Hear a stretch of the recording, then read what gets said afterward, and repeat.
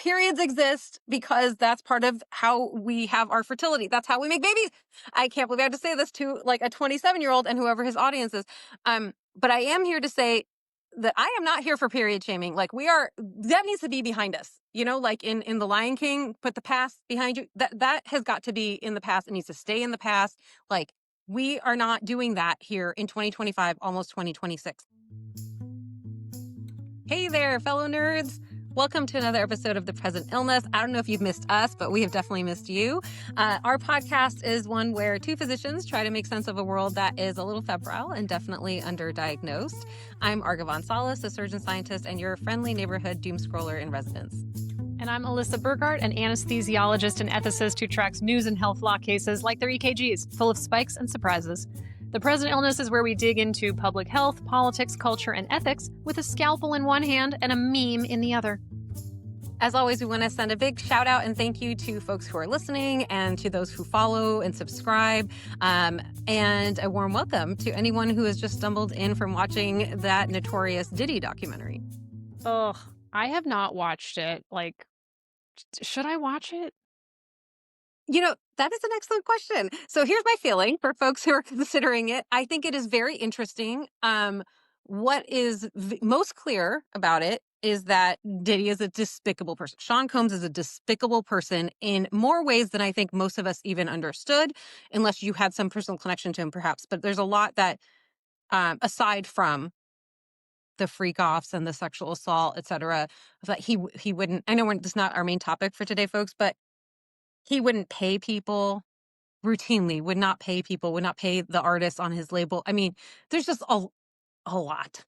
Are you telling me that when somebody's horrible in one domain, they're sometimes also horrible in multiple other domains? Yes. Are you surprised? I'm not surprised. I'm not surprised. Because you know this. So that's, if you're interested in understanding more about this man and his numerous flaws and abusive qualities, I think it's worth a watch. If you want to know like truth, I'm not sure that it gives us that. People ought to know that the person who produced the documentary is a big time Diddy hater. And that is his primary motivation. 50 Cent is the person who made this documentary. He has hated Diddy for like at least 20 years. So, make of that what you will.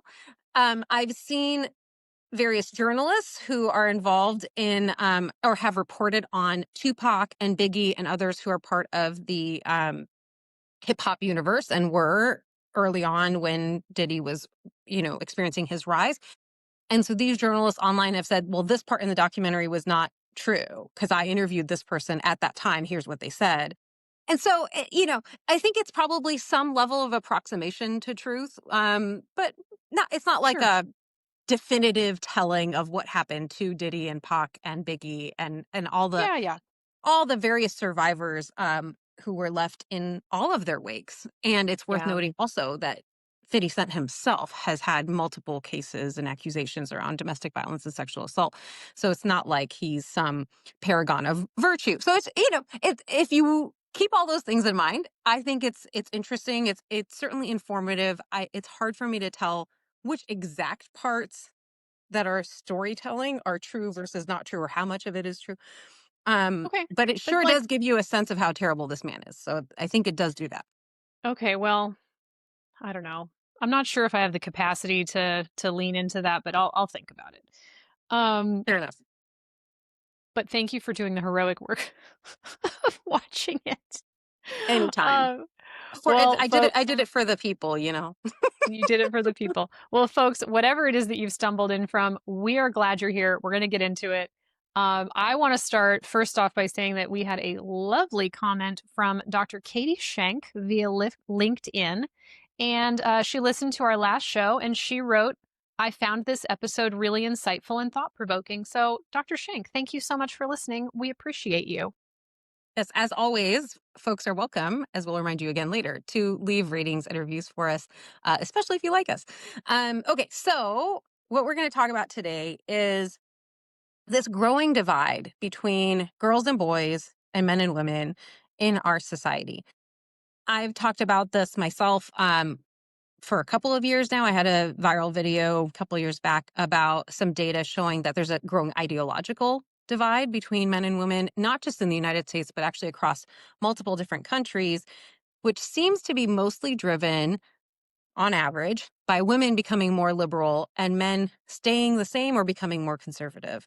But it's really that women on the whole are tending to become, again, on average, more liberal. So there was some Pew data that came out a few weeks back that garnered quite a bit of attention. And it was a survey of high school students.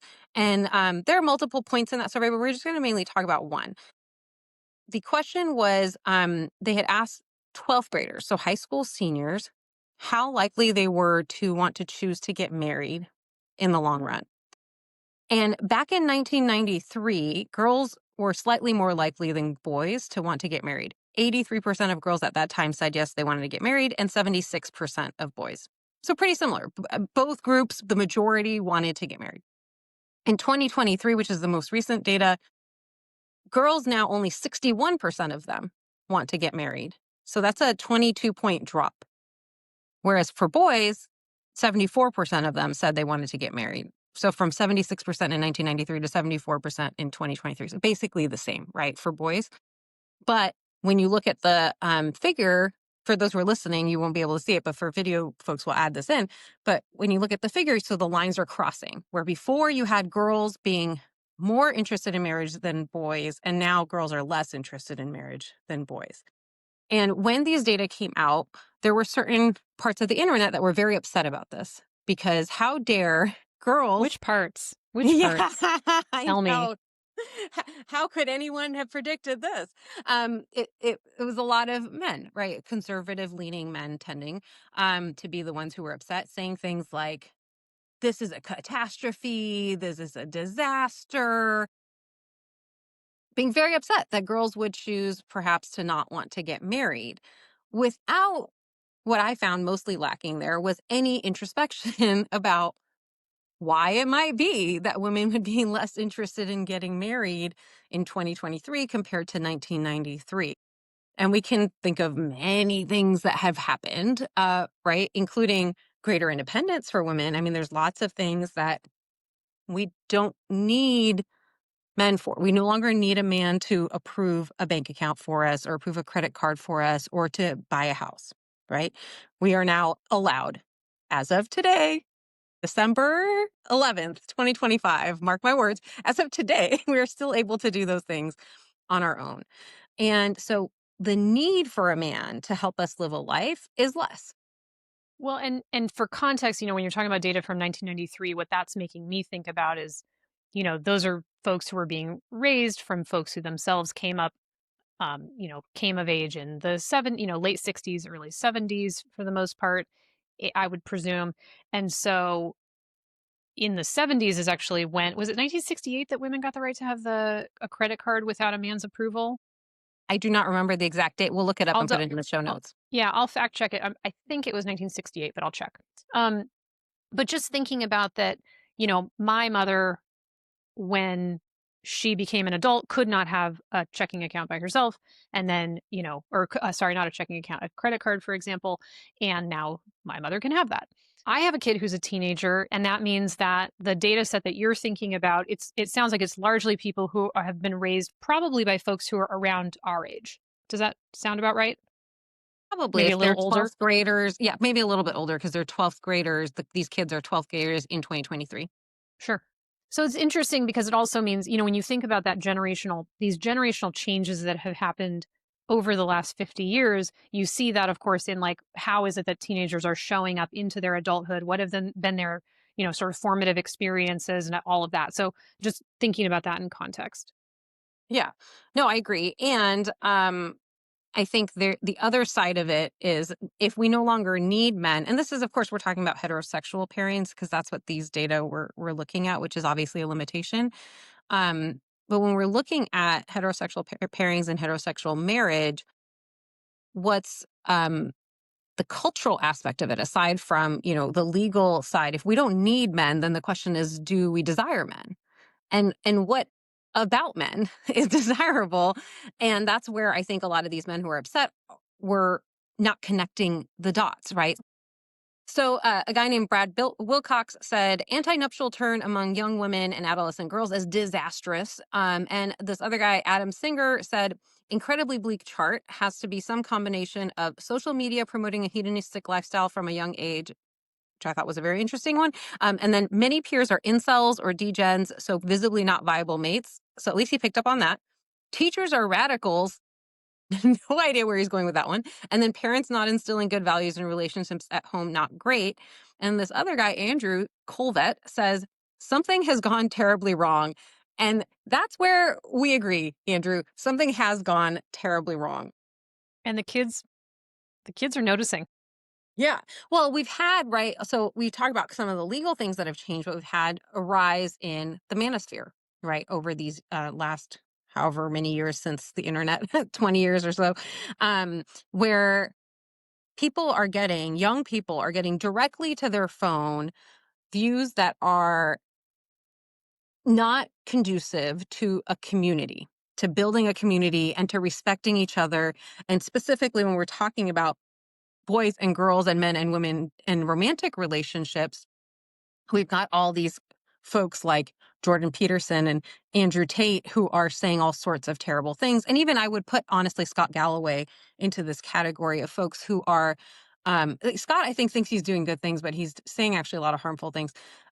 Whereas Andrew Tate and That Jordan Peterson, I think they know that they're doing terrible things.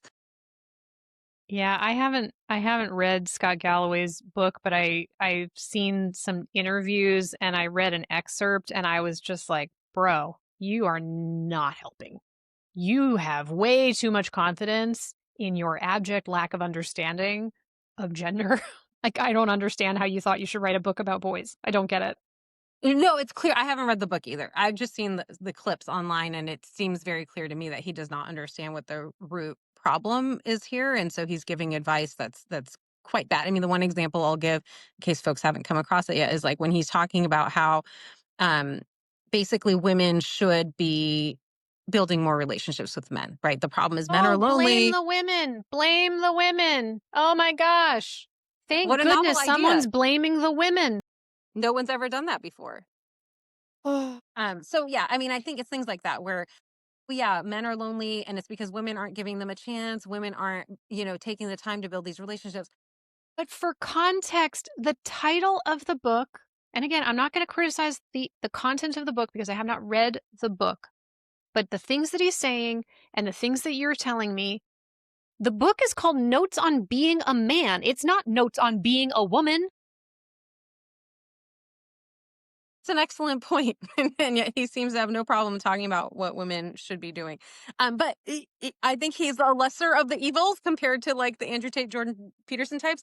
Um, and altogether though, they're putting out this message to young boys and men about what is normal in a relationship and how they should be interacting with women and girls, and the messages are caustic. I mean, Andrew Tate, I was just looking for something the other day for one of my videos, and I came across a tweet from last year where he says, if you enjoy having sex with a woman, that's gay.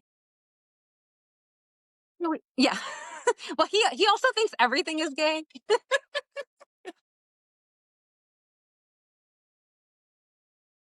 Oh my God. I purposefully try to not ever see anything from Andrew Tate. Like that's something I do for me.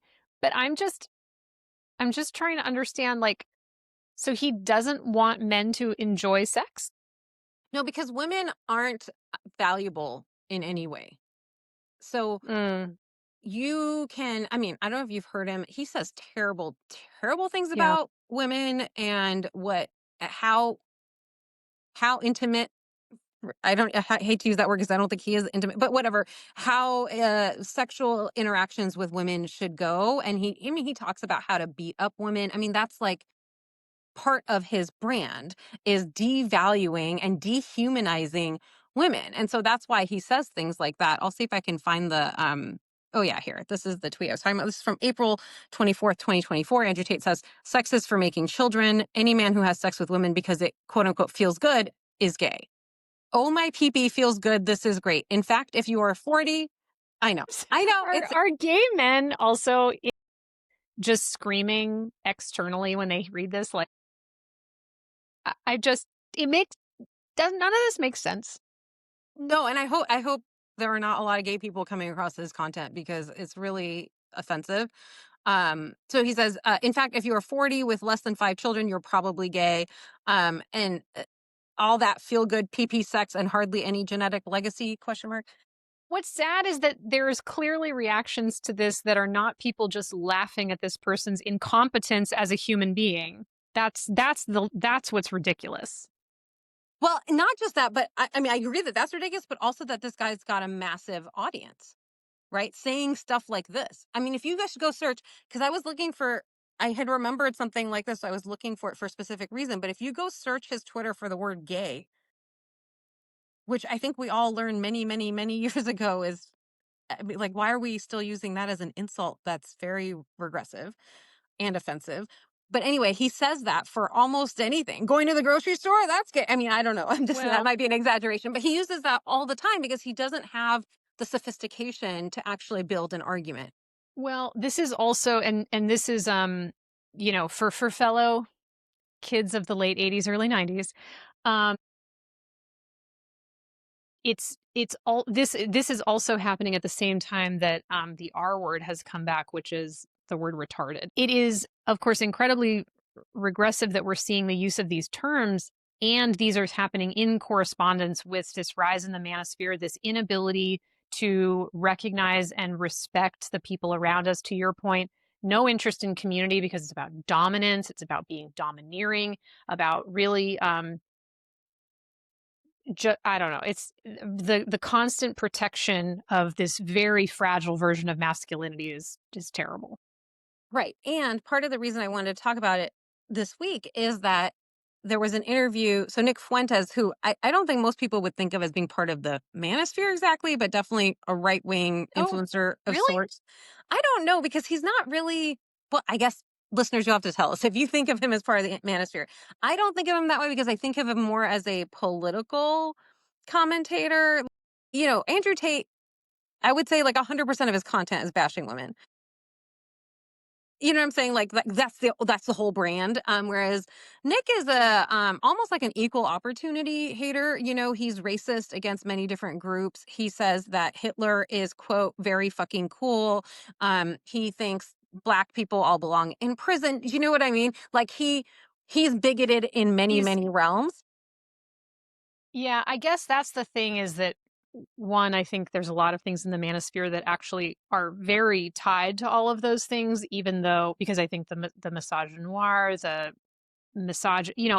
I think that there's a lot of overlap there. And so I think that's part of where he very much strikes me as somebody who's been, red pilled in terms of not just politically, but also in terms of this um, anti woman, anti femininity, anti anything that has to do with, I don't know, respecting other human beings. Again, but Yeah, yeah, no, I don't know where the lines are drawn. fair. I don't either. But anyway, so Nick did this interview this week with Piers Morgan, and I've not watched the whole thing, full disclosure, but I've seen multiple clips, and one of them brought to my mind another clip that I've seen from Nick from a couple years ago. So I want to play that for you, and then I want to play a clip from the Piers Morgan interview, and then we can talk about it because this is a person who has a large, and I want to just for our listeners say, this is a person who has a large platform. That's why I think it's worth discussing because I've had people on other platforms say to me, like, why are we talking about this guy? Because he has a lot of influence and he is direct to the phone in the hand of so many young people in this country. And so we really have to reckon with what he is telling people. Okay, so this is the first clip is from I believe his show in 2023. For some reason, I only saw it recently, and it popped into my head when I saw this Piers Morgan clip that I'm going to play in a second. So here's the one from Nick's show in 2023. Because I was always like the class clown. I was always like bullying women, and women have always been like simultaneously charmed, but also like, oh, stop it, oh, you're so annoying. You know what I mean? That kind of thing. That's how women are with like with this, with like my personality type, where you're like a rascal, you know, you're like a bastard, and they're kind of like, because I'm like a rule breaker and stuff. And so women simultaneously are intrigued by that, but they also have to pretend like they're not, because women, it's sort of like how a lot of women want to be raped. And when I say raped, I mean like, that sounds bad when I say it like that. Yes. But there's like a lot of women that really want a guy to beat the shit out of them. But also they have to pretend, but part of it is they have to pretend like they don't.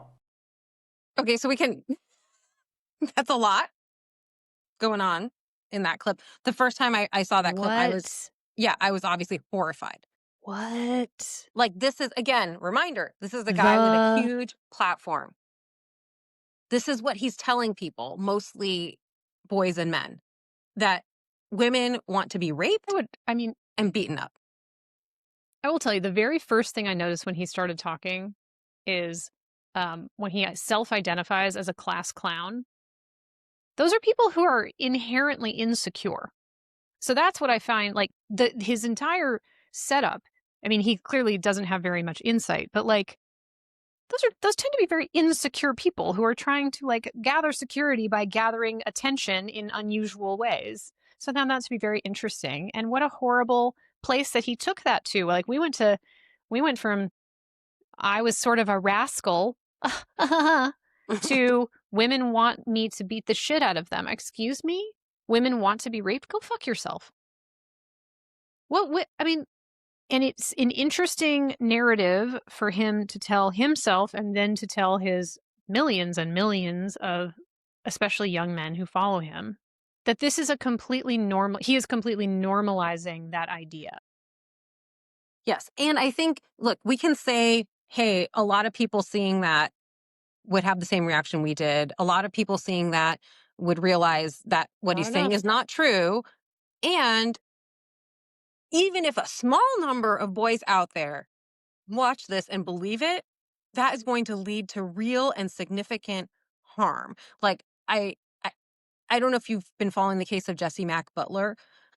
This is a guy who, when he was 16 and 17, had raped and strangled at least 2 girls and pleaded no contest to these charges. That is the type of behavior that words like what Fuentes says in that clip that I just showed, that's the behavior that is enabled. And just a side note for folks who haven't been following that case, Jesse Mack Butler was originally tried as an adult and could have been sentenced up to 78 years in prison. But instead, another judge came in and ruled that he could be sentenced as a youth, and he got community service. I mean, he's white, I must assume. Well, correct. His father, it won't surprise anyone, was involved with the football team at Oklahoma State University. That judge also had longstanding ties with the university. And so he's out in the world. He has done significant harm to at least those 2 girls. And our legal system, it's a sham to even call it that, but our legal system, such that it is, determined that he did not need to serve any time for that. Okay, back to Nick Fuentes. The point I was trying to make is just that his words matter. Now, I'm not saying that Jesse Mack Butler listened to Nick Fuentes, but this type of content drives that violence against women and girls. Fast forward to this interview that Nick Fuentes did this week with Piers Morgan, who I should just note, I don't think is a paragon of virtue. That's not why I'm sharing this interview, but it is interesting. So here it is. Well, yeah, absolutely. So basically, you're just a misogynist old dinosaur, aren't you? For a young guy. Yeah. I mean, I know I'm the boomer. I know I'm the boomer here, but actually, you're a 27-year-old dinosaur, aren't you? Aren't you, Nick Fuentes? All women. I am. All women are annoying. All women grow old. They all get fat. Says the guy. Have you ever had sex? No, absolutely not. Wow. Says the guy who's never got laid. Yeah, so that's why I played that clip, because this guy is going around acting like he knows anything about women and first of all, Piers, I never would have pegged for the defender of women, but I guess compared to someone like Fuentes, he is. Anyway, he asked him the question, Talk and about then Nick shifting is the like, Overton window. yeah, absolutely.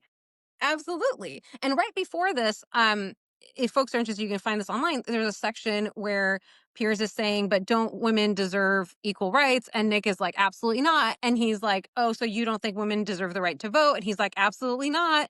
That's what precedes this comment about like, so you're just an old dinosaur. Um, but the point is, the reason I shared that specific clip is he doesn't have close relationships with women, aside from perhaps his mom and his sister. I don't know the nature of those relationships, but he's not have intimate romantic relationships with women. He just said it himself. Yet he is confidently telling his very large audience what it is that women want, and that women want violence, and that we want to be dehumanized. And that's really, really dangerous. And however many boys and men believe this stuff is hurting our communities. It's hurting women and girls all over the world, I would guess. I don't know where all his listeners are, but I doubt they're contained within the landmass of the United States. So that's that. I do want to play one more. Sorry, I'll pause and let you react to that if you have anything else to add to that. And I have one more clip I want to share. Well, what? Yeah, I mean, in relation to really both of these clips, yes, this rhetoric is amplifying these very, very harmful ideas. And I think it's also important to recognize that these things are also not happening in a vacuum, right? So we know that interpersonal violence is something that many, many children are exposed to. And so when that has already been normalized from often a very, very young age in children, and then as you're growing up and you're trying to make your way of like, how are you going to be in the world? You're showing up, you've got these ACEs, these adverse childhood experiences that we know have long term impacts on children as they go into adulthood. There's data showing that these negatively impact people's health into their 80s and 90s, for example. But separately, these are also things that contribute in general to the cycle of violence. So when you have people who have been exposed to violence, they've been victimized by people in their own home, um, witnessed or experienced interpersonal violence, and then are coming into their adolescence and adulthood and are finding this information, this perception as an incredibly normalized, like, oh, this person has a lot of followers, they must be Mm-hmm. right, like there's all of these like shorthands I think that that young people and adults make, that, oh, this is a reliable source of wisdom. Mm-hmm. And I can see how that is just going to fuel that cycle of violence. And I can't imagine why nobody wants to sleep with Nick Fuentes. I mean, holy moly, Well, he also says sir, in the sir, sit interview that down. he finds women difficult. Anyway, he to your point, sorry, Because to they're your so much smarter than him? That must be really hard for him. or maybe because they don't like being told that they should like being beaten. I mean, that's not exactly pillow talk, if you ask me. But he also, or this is all happening, to your point, this is all happening when we Well, have, Andrew Tate says you're not allowed to enjoy yourself anyway. yeah. I mean, you should not find any positivity whatsoever in women, except for like their ability to carry your baby. That's about it, so that you can continue your genetic line, since that's what really matters. That's what masculinity is, friends. What I want to say, like building off what you were talking about for gender-based violence, is that there was a big report that came out from the UN recently. It's about 140 women a day are murdered, and the majority of those are murdered by someone who knows us, either a family member or an intimate partner. And I think you already know, but our audience may not, that the number one cause of death for pregnant women in this country is homicide.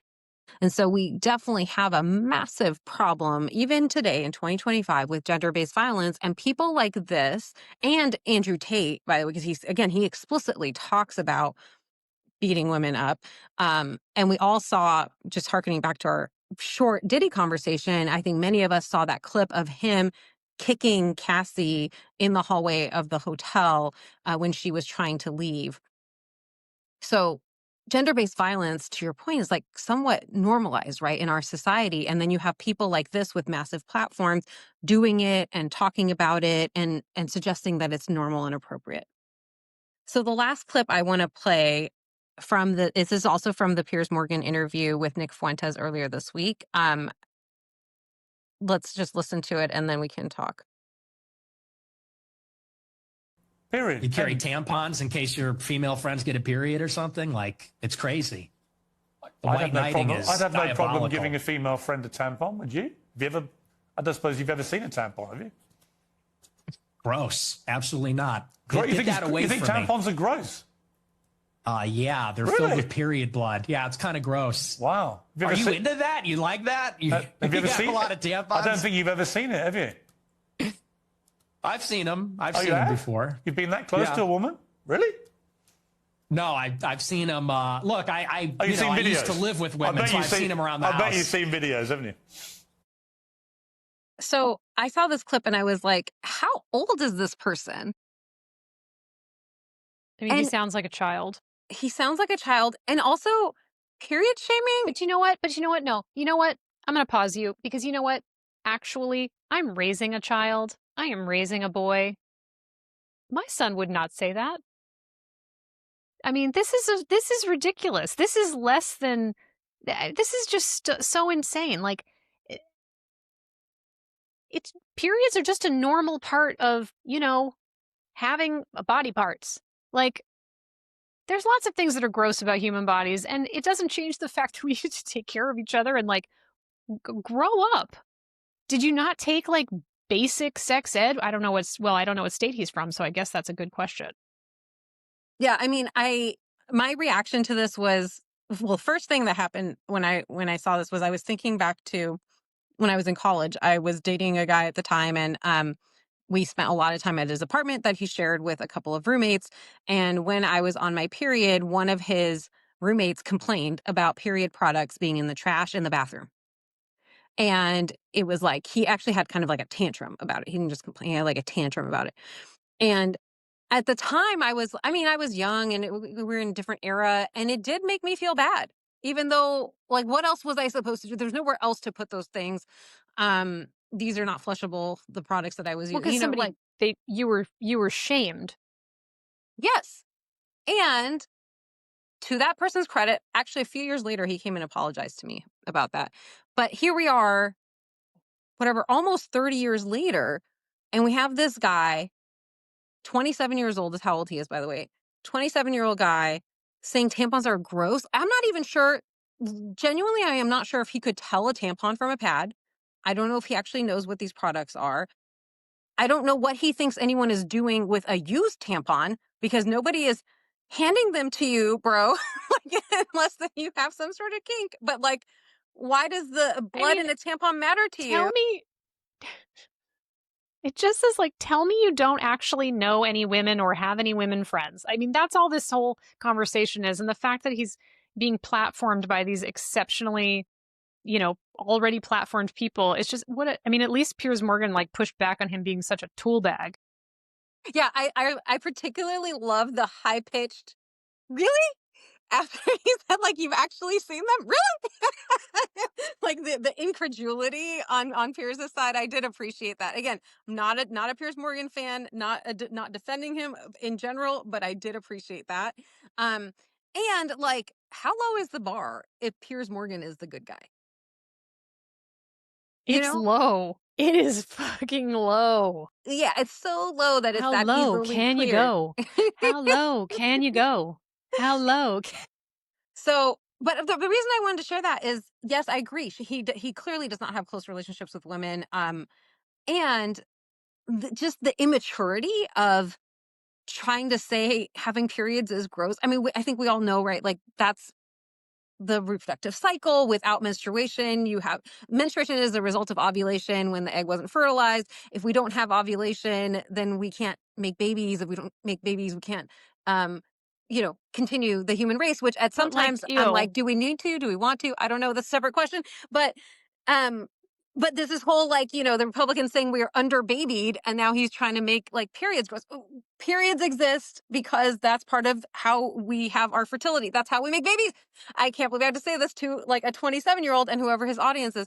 But I am here to say that I am not here for period shaming. Like, that needs to be behind us. Like in The Lion King, put the past behind you. That has got to be in the past. It needs to stay in the past. Like, we are not doing that here in 2025, almost 2026. Okay, so connecting back to the Pew data, I wanted to share these examples so people can hear, like, what is actually being said, like, in the public sphere about women and girls, and how impressionable young people react to that. So if you're a girl, I can just think back to myself as a youth hearing this stuff. It's terrible. I don't want to hear people saying that I want to get beaten up. It makes me scared, right? And then to say that, like, my natural body functions are gross. It's all so disparaging and demoralizing, and it does not make me want I to be mean, close to men. yeah, I mean, I got to be honest with you. What this all smacks of to me is my experience of being a teenager in the 90s. I mean, Hmm. this these these characters that you've, like, brought to light, these personalities they have these massive platforms that didn't exist in the 90s, but, like, this rhetoric to me, this is late 90s anti-feminism that has gone, like, and just skyrocketed. Hmm.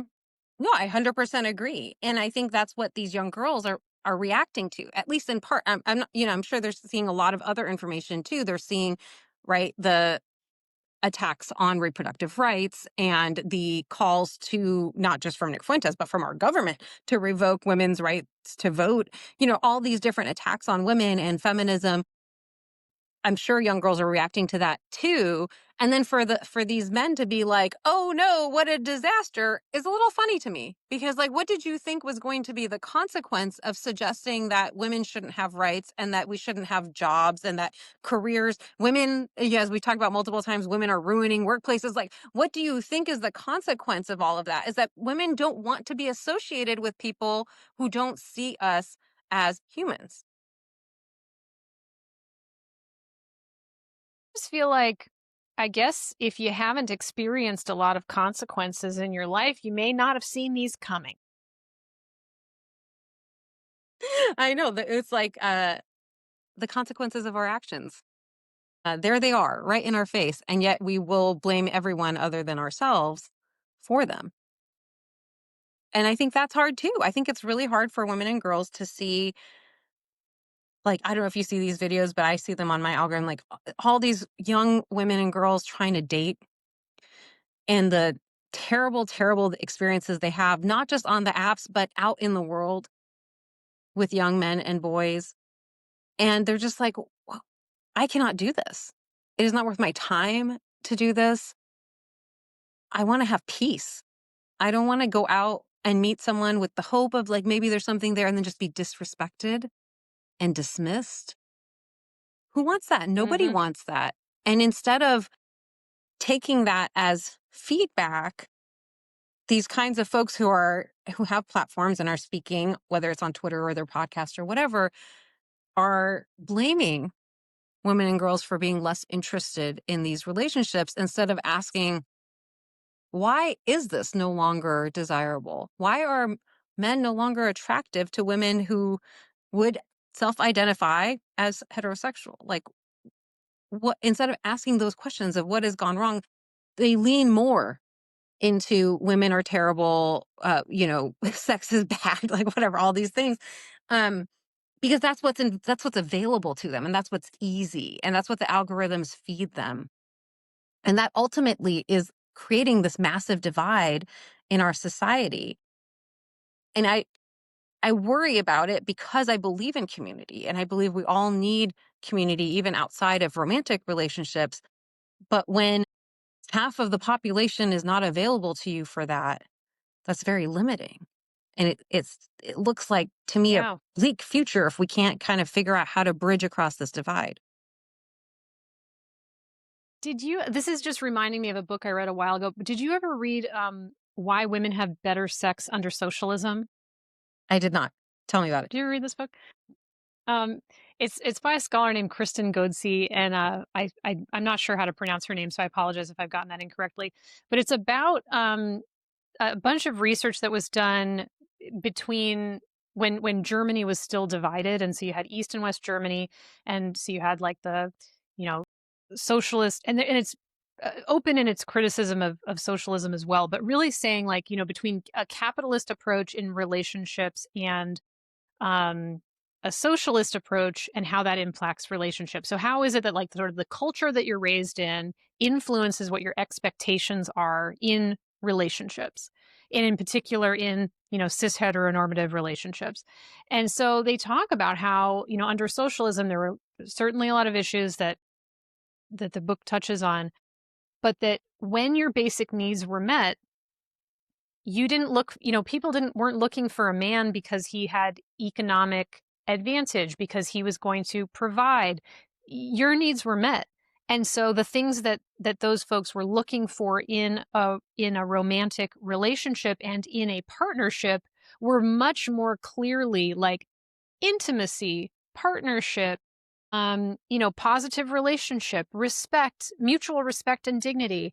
And so that when it's fascinating, when the wall came down, apparently, you had this mixing of people who had been raised in such different economic cultures, and the ways that um, men who had been raised in this sort of capitalist expectation where their value was related to their economic offerings, that it was like their money, their job, their prestige, those were the things that were valuable, would then meet women who had been raised in the socialist context who were like, who cares? I don't need you for that.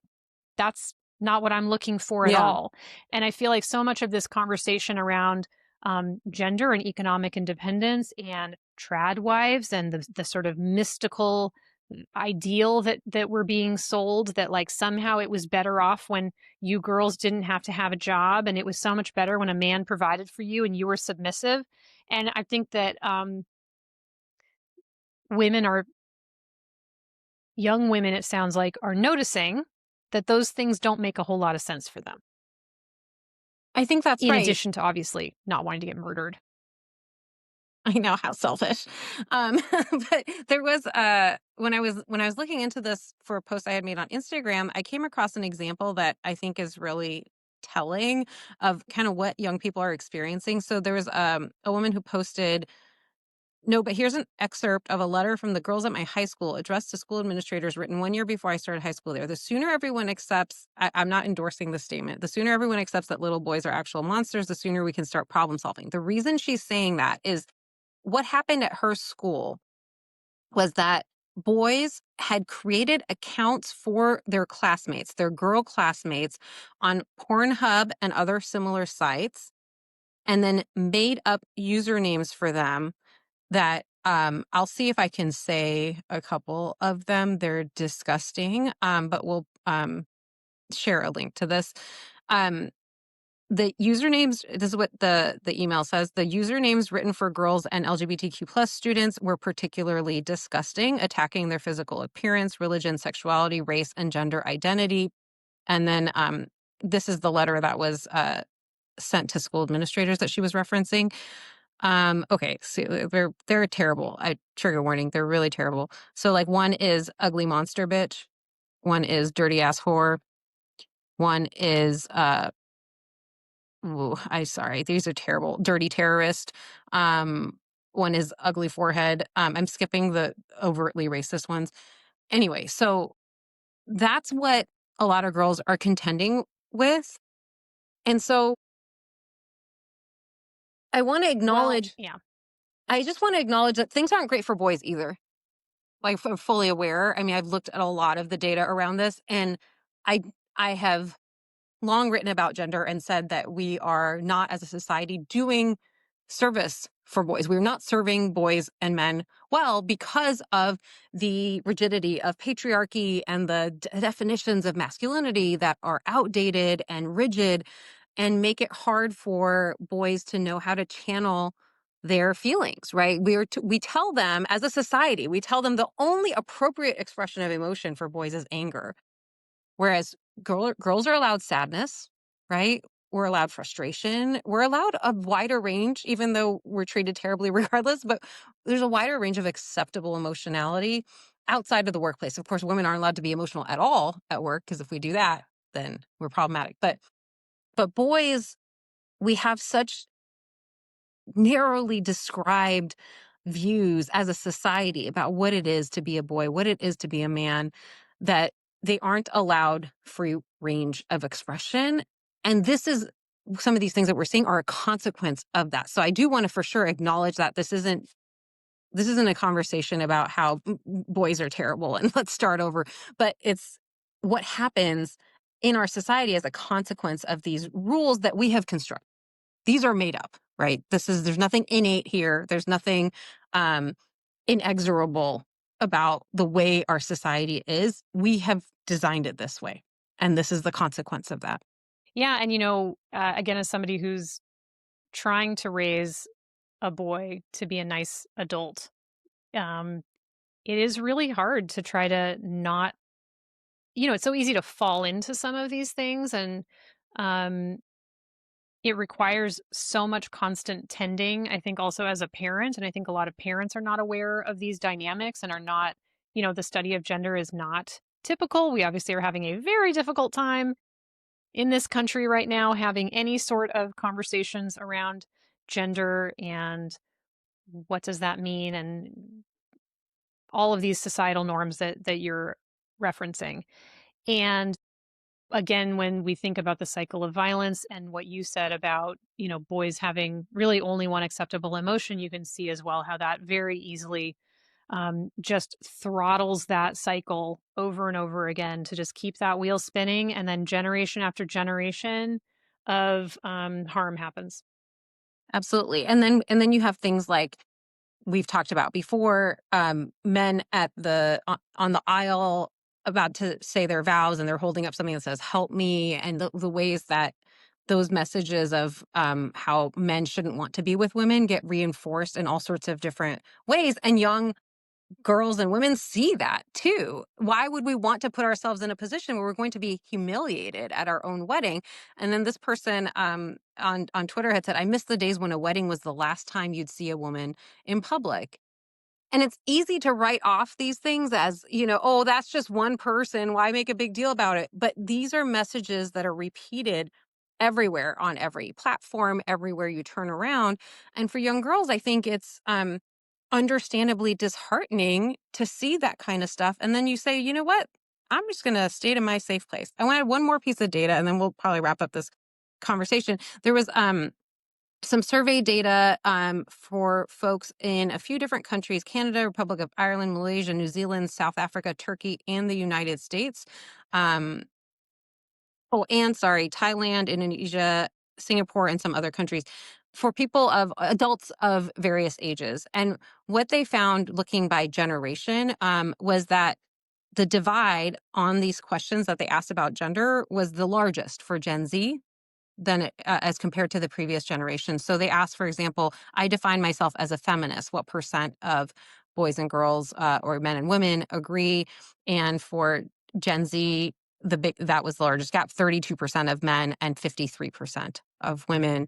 They ask whether men are being expected to do too much to support equality. And again, the largest gap being among Gen Z, where it was 60% of male respondents agreed that men are being asked to do too much, whereas only 38% of female respondents said that.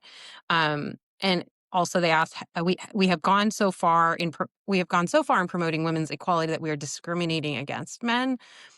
Men were far more likely than women to agree, especially among Gen Z.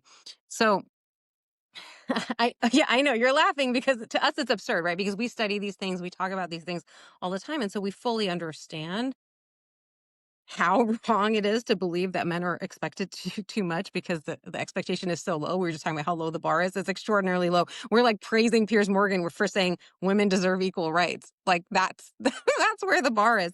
Um, but that's the world that we're living in, and Bad. it's terrible. It's terrible.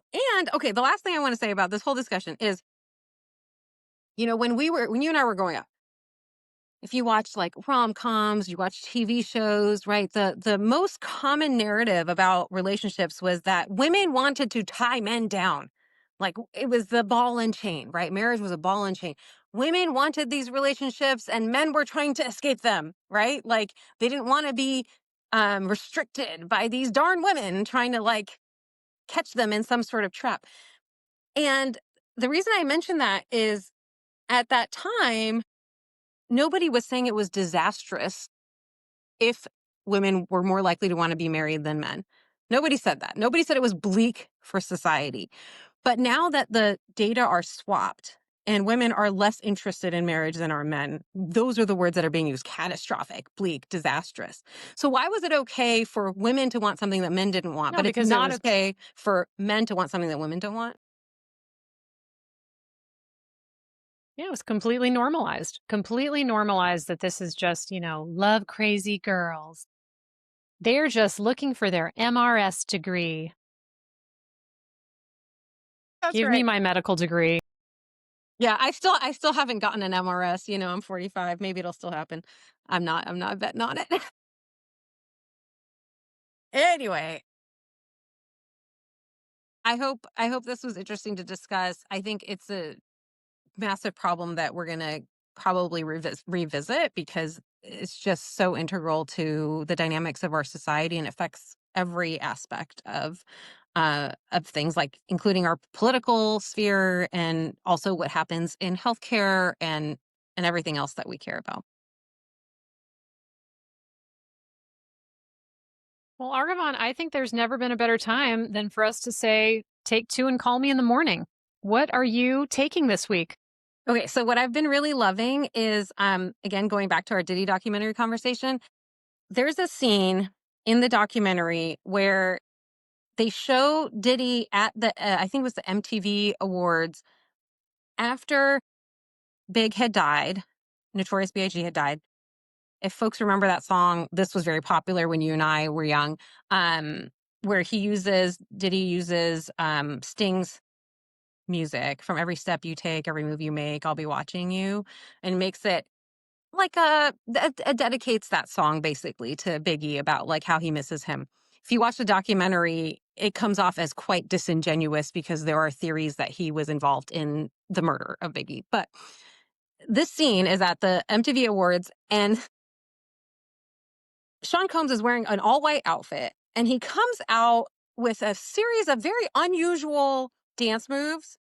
And I don't know how else to describe it except for like it's very jaunty and very it's really hard for me to find the words, but like much more chipper than you would expect for a song that is about mourning someone. Okay. And so what people on the internet have been doing is filming themselves wearing white outfits, doing all sorts of things, and using that music. And they're saying, like, point of view, your best friend just died, but you still need to make dinner. And so they go through Costco and they're wearing a white outfit and doing this sort of dance. And people are so creative and funny. The one that I just saw, hold on, which one was the last one that I saw? I have several screenshots because they're so good. And we'll put a link in the notes. Oh, I think it's on my other phone. I'm sorry. One was point of view, your Scar celebrating Mufasa's death. So good. From The Lion King.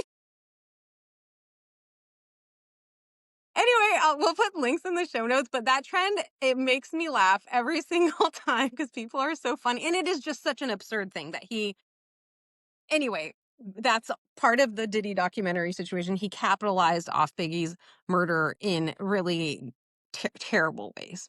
Anyway, what's bringing you joy? Or what are you taking, I guess, this week? Let me just message. So, I don't know if you've seen it or not. There has been a clip that's been going around of this lawyer who's like, he looks like he's wearing a very expensive suit and he has like, fancy glasses. And he's talking about how being a lawyer is so much harder than being a doctor. And it's so much harder than being a pilot because, the law is so adversarial. And, when you're a doctor, you don't have like an opponent. And the clips that have been made to this are just delicious, for one. But the one that I think is my favorite is it switches, and it's a stitch, and it goes to this physician who turns on the, like, I don't know if it, I'm not a football person, but my husband watches a lot of football. But there's this like da da da da Da da da da da da da da. da, and they're always playing it on TV when the commentators are talking about the players. And so he's like, I'm going to give you my top 5. And it's like, number 1, long-standing person in the game, RFK Jr. And, you know, it just goes through his list of like the top 5 things that physicians are constantly battling against in the provision of care. And I laughed so hard, I almost peed my pants. So That's awesome. I think I did see that, and I thought it was brilliant. And I also think this idea that like what profession is harder is just silly. I think they've all got their unique challenges, and I don't know what it's the so point. silly. I don't know what the point of the whole conversation was. Anyway, that's it for this week's episode. If you didn't like what you heard, this has been the Huberman Lab. If you liked it, please don't forget to subscribe or follow The Present Illness, leave us a review or at least a rating, and tell literally anyone you know to tune in. You can follow us on all the places. We are on TikTok and Instagram at The Present Illness to stay on top of all of our TPI-related news. We will be back next week with more headlines, hot takes, and doom scrolling, hopefully wrapped in some laughs. Until then, agitate, hydrate, and take a nap. We'll see you next time on The Present Illness. Production by Argavon Salas and Alyssa Burgart. Editing by Alyssa Burgart. Social media by Argavon Salas. And original music by Joseph Uphoff. Don't take medical advice from random people on a podcast. This show's for informational purposes. It's meant to be fun, and it's certainly not medical advice. So please take your medical questions to a qualified professional.